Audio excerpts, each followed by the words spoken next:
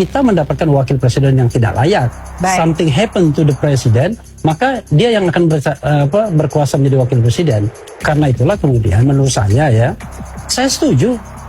Suatu saat harus ada impeachment terhadap Gibran Raka Buming Raka. This is my statement. Ya terserah Pak Refli lah ya, mau berpikir seperti apa.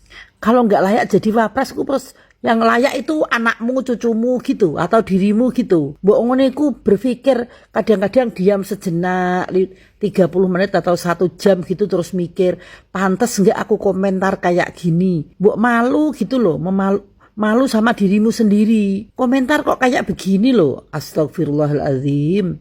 Pakar hukum Ferry Amsari sentil Gibran, lulusan Australia kok ijazahnya dipertanyakan dan publik perlu tahu lah. Gibran tuh lulusan SMP. Wapres kita bahkan digugat 125 triliun. Masuk lagi. Pakar telematika datengin. Ini penyataraannya gak gasah. Yang terakhir, pakar hukum tata negara bilang kita harus masuk dari hukum dan politik. Sini loh.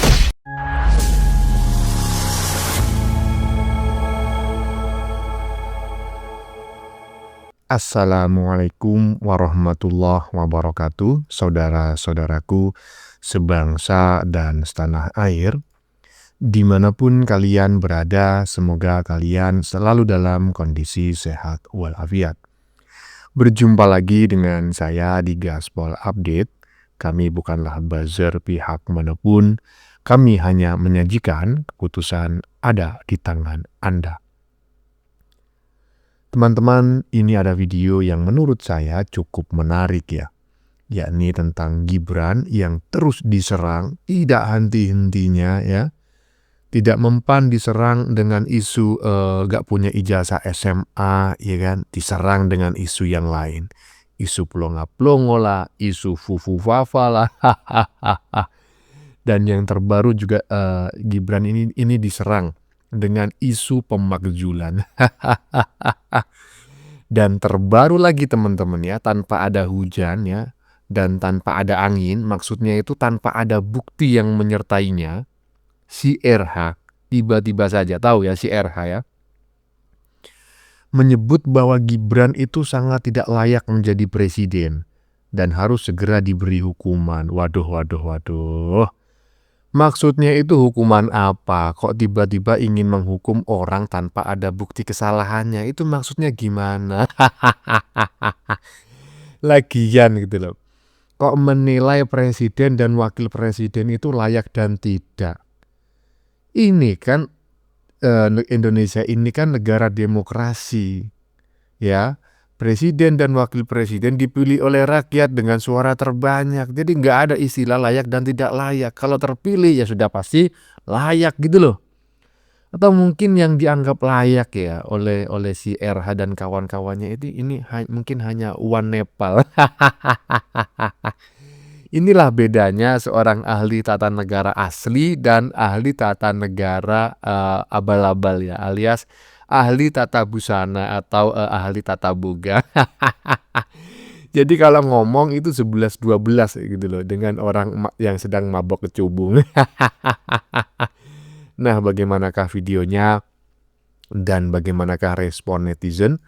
Mari kita tonton bersama, kemudian mari kita komentari bersama di bagian akhir video. Ini dia. Kita mendapatkan wakil presiden yang tidak layak. Something happen to the president, maka dia yang akan berkuasa menjadi wakil presiden. Karena itulah kemudian menurut saya setuju. Suatu saat harus ada impeachment terhadap Gibran Raka Buming Raka. This is my statement. Ya terserah Pak Refli lah ya, mau berpikir seperti apa. Tapi kan ya saya tahu Pak Refli orang hukum tata negara, mengerti betul proses pemilihan yang demokratis, tugas dan fungsi presiden dan wakil presiden secara konstitusional. Tapi kalau seandainya malah dituduhkan bahwa ini soal bagaimana Pak Jokowi dan Mas Gibran, ya nggak apa-apa juga. Pak Refli bebas berbicara dan itu dilindungi oleh konstitusi. Ya, tidak ada masalah. Pak Refli sampai hari ini masih nggak apa-apa, baik-baik aja. Ya kan, konstitusi kita membebaskan orang berekspresi. Ya kan, Pak Refli pasti tahu pasalnya pasal berapa. Nah, yaitu gitu loh. Negara kita ini membebaskan Ya, semua orang itu berekspresi, menyampaikan pendapat, berserikat, berkumpul, dan lain sebagainya. Tapi kalau seperti ini ceritanya, ya saya sebagai warga negara berhak dong memberikan usulan kepada bangsa dan negara ini agar aturan itu dispesifikan lagi gitu loh. Kalau mereka itu menyampaikan pendapat tetapi berisi hinaan, cacian, makian, atau bahkan fitnahan, kalau mereka berkumpul berserikat dengan tujuan untuk memfitnah, ya melakukan kudeta, untuk melakukan makar, ya tolonglah, walaupun makar dan kudetanya belum terjadi, tetapi ketika sudah ada niat, ya itu harus segera ditindak oleh aparat, jangan menunggu ada aksi gitu loh, ya kan? Iya, lagian gitu loh. Kok enak ngomong Gibran harus diberi punishment, harus diberi hukuman, ya. Dan Gibran tidak layak menjadi wakil presiden. Terus yang layak siapa? Wan Nepal. Lanjut. Pakar hukum Ferry Amsari sentil Gibran, lulusan Australia kok ijazahnya dipertanyakan dan publik perlu tahu lah. Kan kita berhak tahu siapa yang punya ijazah. Nah, ini jadi memang harus dibongkar. Nah, inilah yang kemudian menurut saya layak dibuktikan di pengadilan maupun di ruang politik. Ferry menuturkan, kalau saya jadi orang politik, saya akan minta ini dibuka supaya keributan publik selesai. Kuncinya. Setahu saya ya, Gibran ini sudah pernah menunjukkan ijazahnya, ya, ketika yang bersangkutan ini masih menjabat sebagai wali kota Solo. Bahkan saat itu Gibran sambil berseloroh gitu loh, dalam acara yang dipandu oleh Najwa Shihab, ya, bahwa kalau masih tetap nggak percaya, saya belikan tiketnya pulang pergi, silakan cek langsung ke Singapura, ke tempat atau ke sekolah, ke universitas, ya, baik secondary schoolnya maupun universitasnya tempat Gibran itu menempuh pendidikan gitu loh.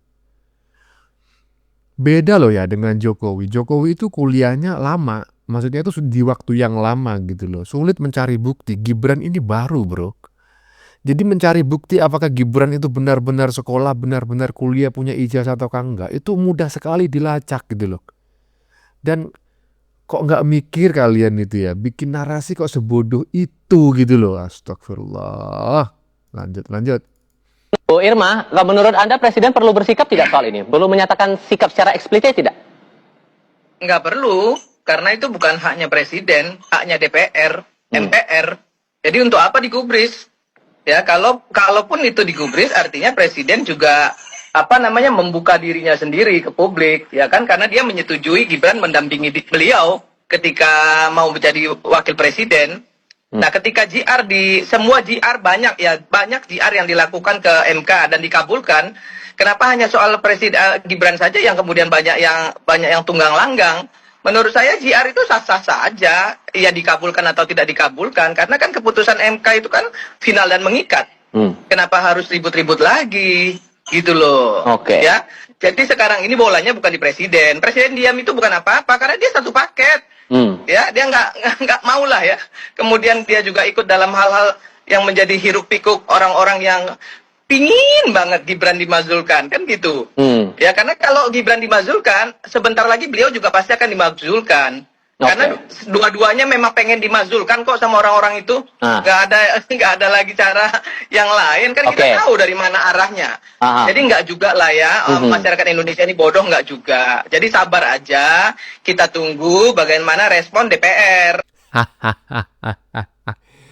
Aduh, itu bapak-bapak yang di tengah pakai peci itu gayanya aja kalau ngomong, aduh, dikasih paham sama Ibu Irma itu cuma cengir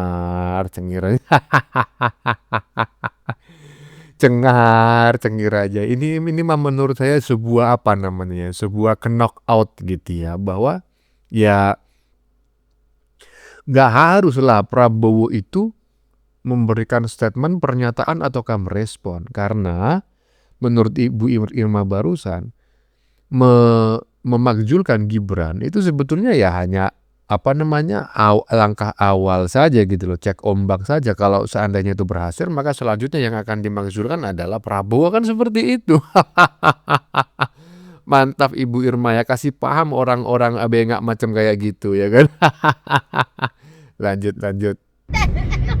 Kenapa Gibran kalau ditanya seringkali nggak nyambung, Bu? Mungkin kapasitasnya memang begitu ya, kalau ditanya sering nggak nyambung. Enggak.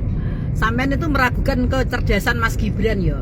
Mas Gibran itu melihat siapa yang bertanya, tujuannya apa, dan kemudian siapa yang dihadapi dalam pertanyaan itu. Maksudnya begini, pertanyaannya tentang apa, siapa yang bertanya, dan kira-kira pertanyaan itu nyambungnya, korelasinya kepada siapa, kepada instansi apa, itu Mas Gibran sudah teliti. Jadi kalau ada yang mengatakan Mas Gibran jawabannya nggak nyambung, itu salah. Justru Mas Gibran itu kepekaan politiknya tinggi, insting politiknya ada, sehingga ketika beliau menjawab sesuatu itu dilempar supaya menjadi perhatian pada instansi yang menangani. Terus kemudian pertanyaan itu yang mengajukan siapa? Media itu kan bermacam-macam. Ada media yang pro pemerintah, ada media yang oposisi pemerintah, ada juga media yang tidak paham tentang politik yang sedang dijalani oleh pemerintah yang berkuasa atau yang sah, yang sekarang ini menjabat. Jadi saya melihat Mas Gibran itu justru insting politiknya kuat, sehingga tidak gegabah dalam memberikan jawaban. Kalau kesannya nggak nyambung, nggak apa-apa, itu kan publik ya yang memberikan kesimpulan. Tapi faktanya pekerjaan Mas Gibran real, nyata. Beliau menjadi wali kota Solo, Solo maju pesat di antara kabupaten kota se-Jawa Tengah. Itu satu-satunya Mas Gibran yang bisa memimpin dengan baik di Solo. Kalau kemudian mengatakan bahwa pantas dia anaknya presiden, Mbak Puan itu ketua DPR pusat, dia juga punya hak pilih di Jawa Tengah. Tapi juga kalau tidak bisa berkiprah, mohon maaf ya, tidak signifikan seperti Mas Gibran. Tapi kalau Mbak Puan bisa maksimal, itu juga menjadikan beliau layak untuk dipilih kembali, dan faktanya menjadi anggota DPR terus dari Dapil Jawa Tengah. Nah, maka dari itu kita tidak boleh menyepelekan seseorang. Kita harus bangga punya Bu Puan Maharani, kita harus bangga punya Mas Gibran. Kalau kemudian dikatakan politik ini nepotisme, kemudian keturunan, ya nggak masalah. Daripada dipegang orang-orang yang nggak jelas, lebih baik kita beri kesempatan Mas Gibran, jelas anaknya presiden. Kita beri kesempatan sama Mbak Puan, jelas anaknya Bu Megawati. Masyarakat bisa menilai. Jadi jangan melihat kapasitasnya dari jawaban yang disampaikan. Ingat, jawaban yang diberikan oleh Mas Gibran itu bisa dianalisa secara politis. Orang-orang politik jawabannya ya secara politis, karena dijawab yang to the point atau letterlek. Kadang-kadang justru publik itu tidak bisa memahami arah dari jawaban yang diberikan oleh pemimpinnya. Jadi sudah, biar menjadi perdebatan, biar menjadi sebuah kajian, akhirnya semua merasa terpanggil untuk ikut memajukan bangsa ini. Itu yang paling penting. Menurut saya sih Gibran belum layak jadi wapres, sekolah SMP, SMA dulu. Terus rumangsane sampeyan Suwarto Tama sing layak itu sopo?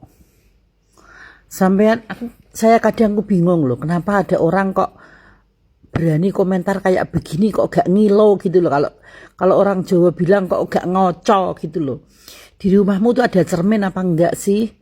Kamu lihat tak anak-anakmu, cucu-cucumu sudah membanggakan apa untuk dirimu?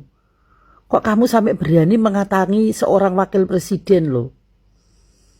Kalau nggak layak jadi wapres, terus yang layak itu anakmu, cucumu gitu, atau dirimu gitu.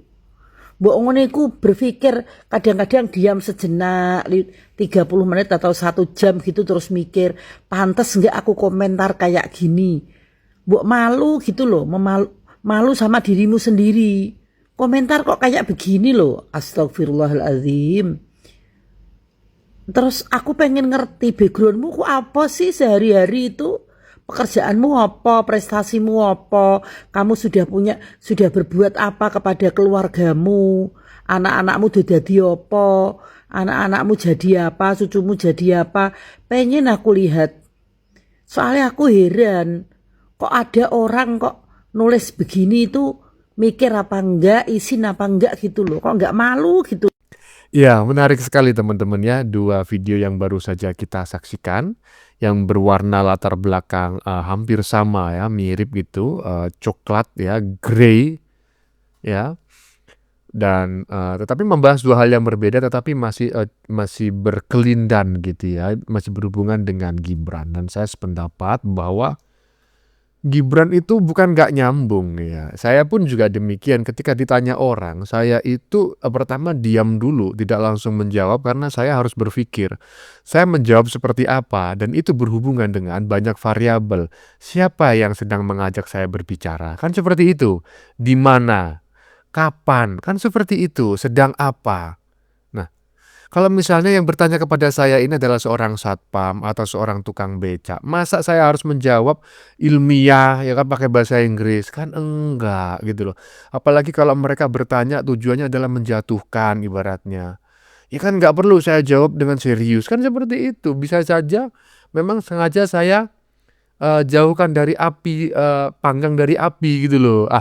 Masa nggak ngerti. Lanjut. Gibran tuh lulusan SMP. Wapres kita bahkan digugat 125 triliun. Masuk lagi. Pakar telematika datangin. Ini penyataraannya gak sah. Yang terakhir, pakar hukum tata negara bilang, kita harus masuk dari hukum dan politik. Sini loh. Kontra narasi miring terhadap Jokowi. Gua akan tetap berada di Pak Jokowi ke Gibran. Bahkan sampai jangan etes nanti mau masuk jadi presiden. Kecintaan gue cuma gak pengen aja negara ini ditaburi kebencian. Lu sabar kalau lu mau masuk dalam pertandingan. Tunggu nanti di 2029.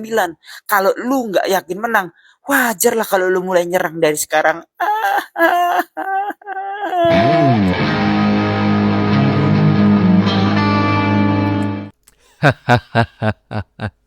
Iya. Kasihan sekali ya, sesuatu yang baru dilakukan 2029, 4 tahun yang akan datang, bukan hanya sekarang ya kan. Sejak setahun yang lalu, itu mereka sudah menyusun rencana dan melakukan aksi serangan-serangan gitu loh. Ya wajar aja kalau kalian tidak yakin kalian akan menang. Ya jelas nggak yakin lah. Saya pun nggak yakin kalian akan menang. Terserah siapa yang akan kalian usung, nggak bakal menang. Nggak bakal menang ya. Lanjut. Tentu saja nanti kalau Pak Anies ini jadi presiden misalnya ya, jadi dia akan Ternyata si kucing garung dari Yaman tuh yang menunggangi para jenderal ini, yang selalu ingin mengacak-ngacak ke pemerintahan Pak Prabowo dan Gibran. Masih pengen banget ya jadi wakil presiden, jadi presiden. Aduh, kau itu bukan asli Indonesia. Sok-sokan mau jadi presiden, siapa yang mau menginginkan kau? Sudah kalah telak, masih saja tidak mau mengalah, dasar manusia serakah. Pengen sekali jadi pemimpin, tapi kau punya pemikiran itu, Anies, gila-gila jabatan lu, tidak tahu malu, sudah tidak diinginkan masyarakat, masih aja maksakan diri masuk di hutan jadi presiden. Nah, yaitu.